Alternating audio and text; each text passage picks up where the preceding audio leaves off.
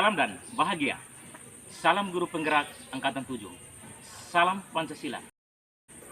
Nama saya Apris Sefnatrio Biam Isu, biasa dipanggil Apris Isu. Saya mengajar di SMA Sudirman Kota Kupang. Saya salah satu guru penggerak Angkatan 7 yang menjadi motivasi bagi saya untuk mengikuti program guru penggerak ini. Saya bisa membagi pengalaman saya terhadap orang lain.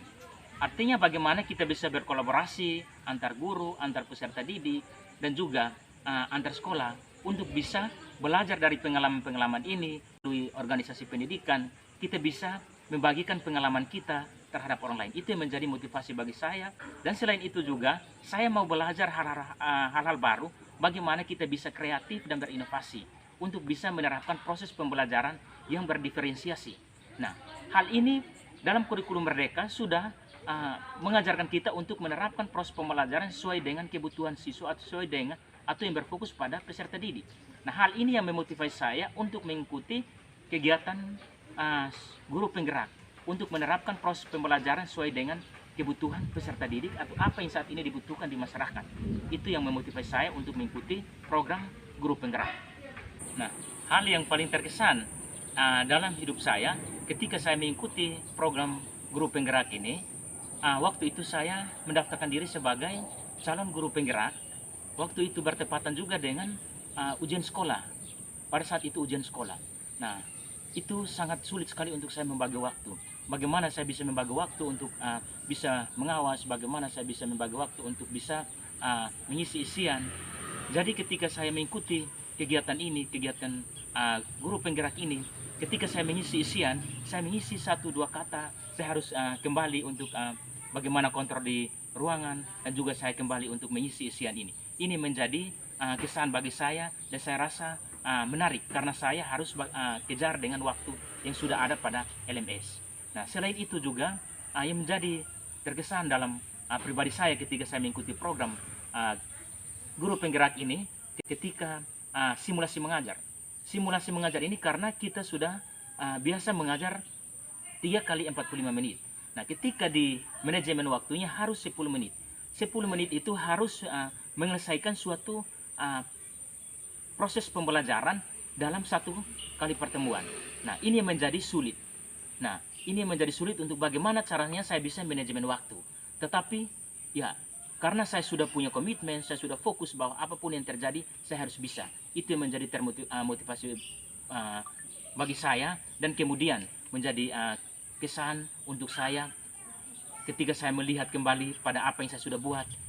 Saya rasa menjadi sangat terkesan dan sangat menarik ketika saya harus manajemen waktunya untuk proses pembelajaran, kemudian bagaimana saya membagi waktunya untuk bisa menyelesaikan tugas isian. Itu yang menjadi kesan dan menarik. Dan yang berikut itu yang menjadi kesan bagi saya ketika saya berkolaborasi dengan teman-teman guru, saya berkolaborasi dengan teman-teman senior. Ya, sepertinya dalam penerapan itu, ketika saya berkolaborasi meminta pendapat, sepertinya ada bertentangan pendapat. Nah, itu yang membuat saya, bagaimana saya bisa menyatukan pendapat ini untuk mereka bisa memberikan saya motivasi, dorongan untuk bisa menyelesaikan tugas saya. Nah, ketika saya mereka bisa mendukung saya dan saya bisa mencapai tujuan daripada apa yang saya sudah targetkan, ketika mencapai dan penerapan yang saya lakukan di sekolah, itu juga sangat menarik.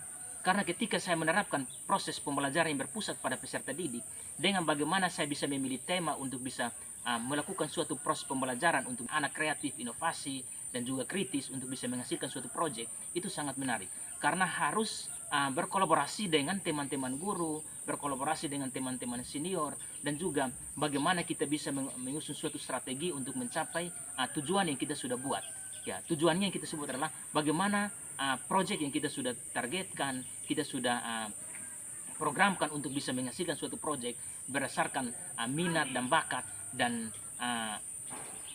kemampuan siswa, untuk membuat siswa untuk mandiri, membuat siswa kreatif. Bagaimana cara strateginya untuk bisa mencapai itu.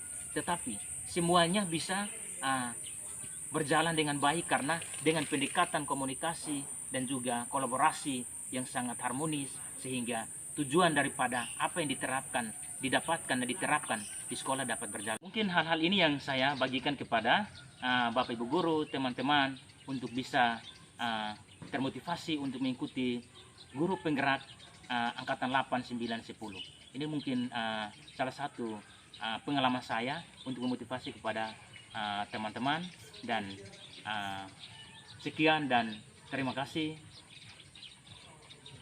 Salam bahagia dan salam guru penggerak angkatan 7 dan salam Pancasila.